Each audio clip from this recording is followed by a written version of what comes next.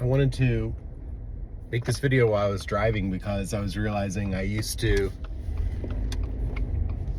experience anxiety when I would drive sometimes, if I was in a rush or if other people were being crazy.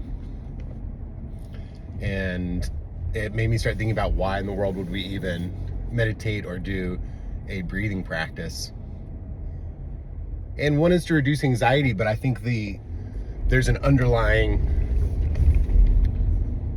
issue, which is that we have we've identified ourselves with and are used to so much discursive thinking going all the time, and it becomes a problem. And we experience a looping phenomenon where we start having thoughts and fantasies, usually negative, if we're talking about anxiety or depression, that are going to loop through our mind without our permission. And at the same time, we've experienced states where that isn't happening. And there is a close interrelationship, something that many spiritual and meditative traditions noticed, that as you control the breathing and slow it down, it can slow down the thinking with some intent to let go of thinking or to stop thinking. The breath would regulate, like when we go to sleep and we let go of that thinking somehow.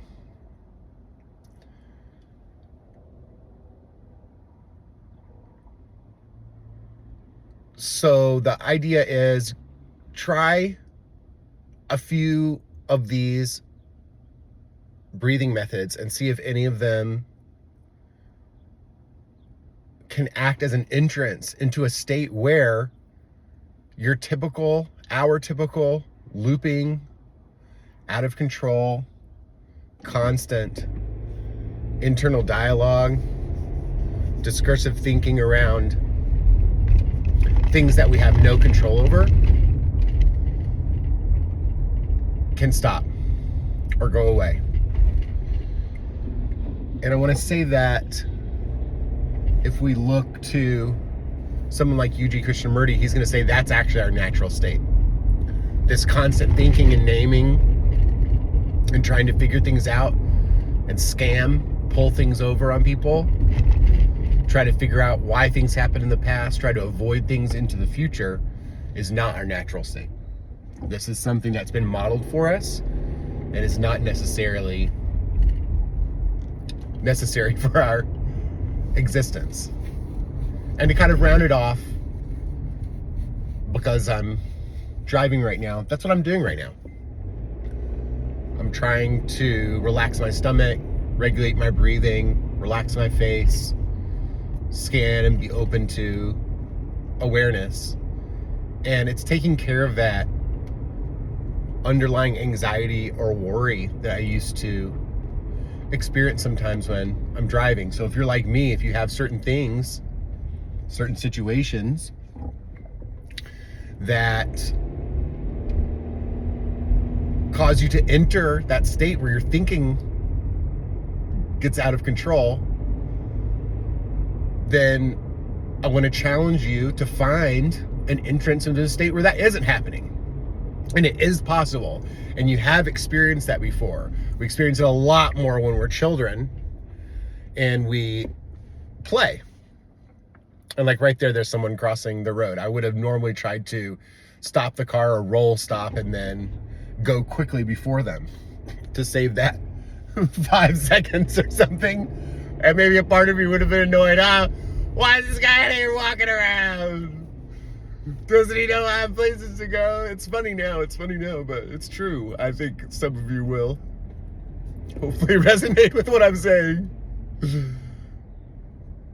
And what I was saying is that we know that we still enter that state now, whether it's sleeping or when we're focused on something or we're creating art or we're playing, whatever the wordage here. See, as soon as you start trying to apply words to it, that's when your inner critic is going to start trying to fight back and say, that doesn't work.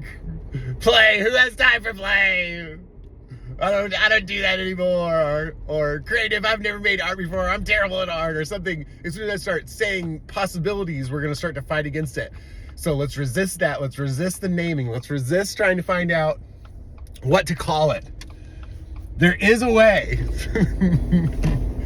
And in the breathing course, for the Elixir Therapy breathing course, again, right there, stomach relax, it turned yellow. I would have normally probably just gone for it. Nah, I'm good.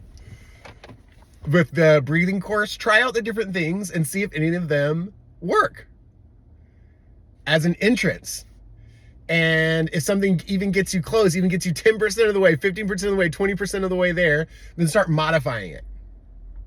Add your creativity and your intelligence to these techniques. Humans invented these techniques. It's okay for you to invent your own technique, to modify the technique, to try out, explore different ways to enter a state where the thinking is not running without our permission.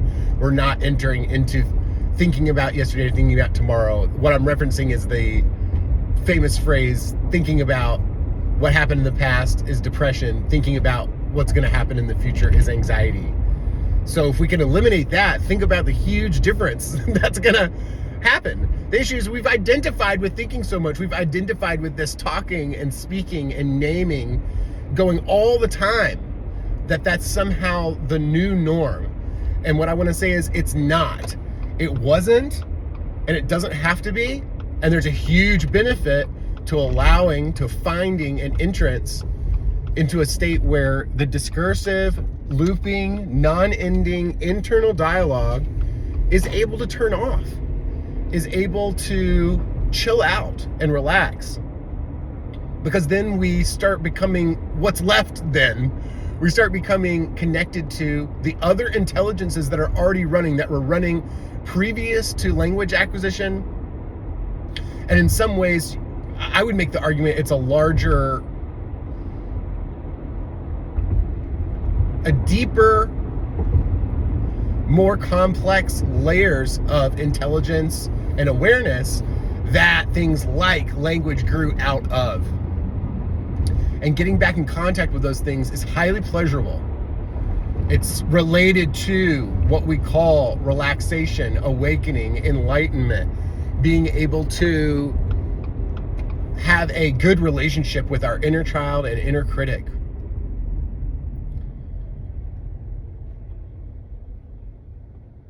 So that's why to meditate.